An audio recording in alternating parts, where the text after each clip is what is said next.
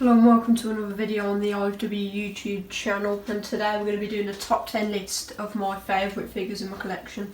As I just said, it's based on my collection only, not figures in general, so there's a lot of figures I don't have that probably will be a lot better than these, but this is purely based on what I've got, so let's see what I've got. Alright, at number 10 we've got the Elite 75 Pete Dunne figure, and in general I just picked this because I like Pete Dunne in general as a wrestler. I think he's a great wrestler. I'm going to be probably getting that new, I think it's Elite 110 Pete Dunne that's based on his tie from Money in the Bank last year. Goes with the cricket bat and stuff like that, so yeah, this original Pete, it's not the original Pete Dunne because there was a Target exclusive one I think there was before, but you know, I'd love to bring Pete Dunne into AEW at some point. It's just about finding the right storylines and everything, so for right now I've got this figure. It's a great figure, and yeah, that's my number 10. For number 9 on my list, I'm going to go for the Elite 96 Ilya Dragunov figure, and you'll probably tell by the way I've been using him in AEW, like if you've been watching, I've been using him quite a bit to be fair, considering I only got the figure last year. So he's had like an IC title match, been in the Royal Rumble, so considering I've not had it for long, I've been using him quite a bit, so from that you might be able to tell that I really enjoy this figure. I think the cloth jacket's really good, and posing this figure is really fun, so yeah, that's why he's number 9 on the list. And for number 8 on my list, I'm going to be going for the Elite 91 Kevin Owens figure.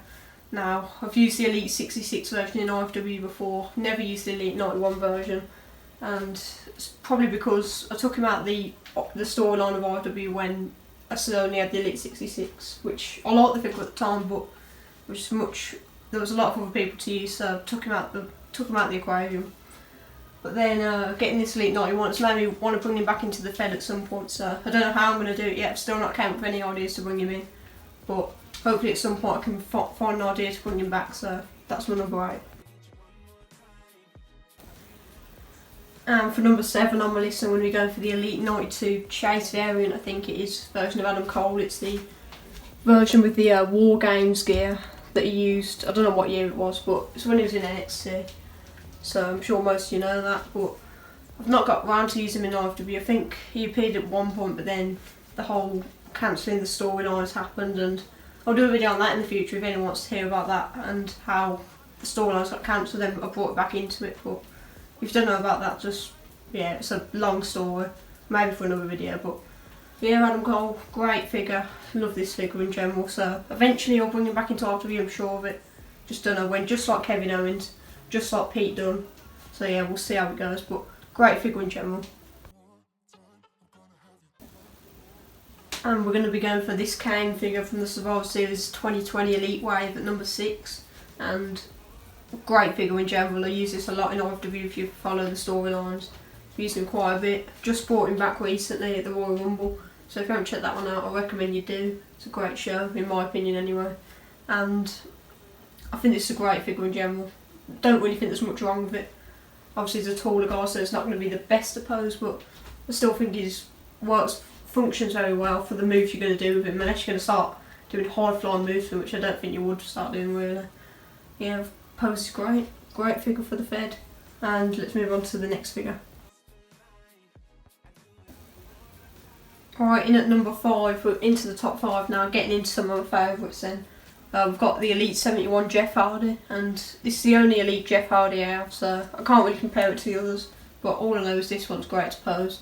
I mean, I did have some issues here with the this section here. It was very loose, but I put like a rubber band around it, as you can see there.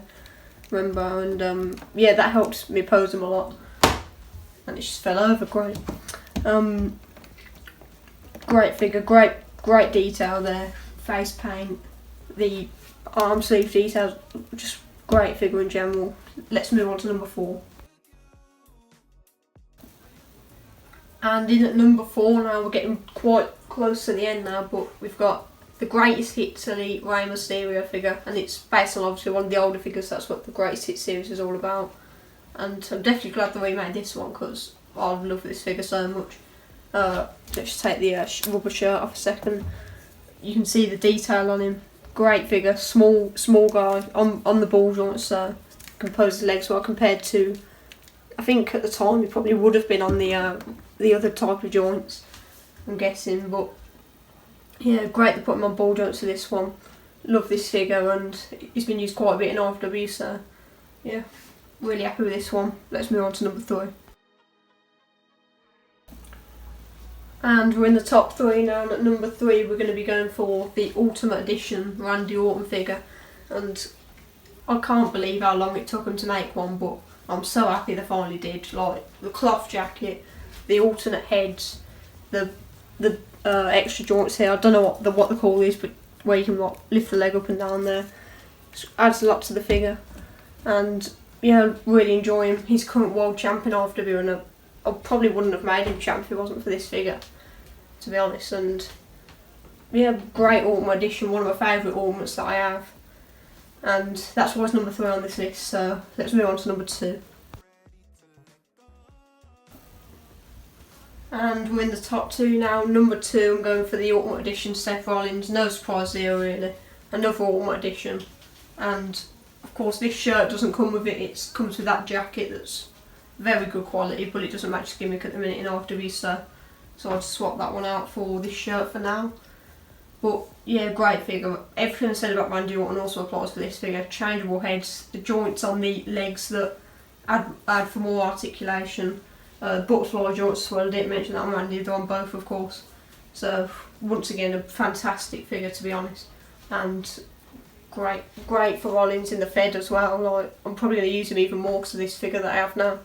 So the Shield have just broken up, who knows what the future holds for Seth Rollins. Let's move on to number 1 then. I'm sure I'm excited to see who's going to be at number 1. And before I even thought about the idea of this video, I knew it was going to be number 1. If you asked me who's the best figure in my collection, the answer will always be this Supreme Cody Rhodes at the minute. I mean, until I get like a Mattel Cody that's like the new Ultimate Edition potentially come out, I don't really think I'm going to need it because this figure's too good. I mean, you got the robe, the chain, you can change the arms out of course for the ring gear. I mean, there's no coincidence this guy was champ for 980 days in AEW. With how good this figure is, I mean, it wasn't hard for me to decide to keep letting him hold on to that championship. I mean, great figure, perfect figure if you ask me at least. And yeah, I can't compare him to his Mattel figures yet, but I have a couple of his unrivaled figures as well, and this is definitely the best out of his AEW figures, so no doubts for me this is number 1. I want to thank you for watching this video and hopefully see you in the next one.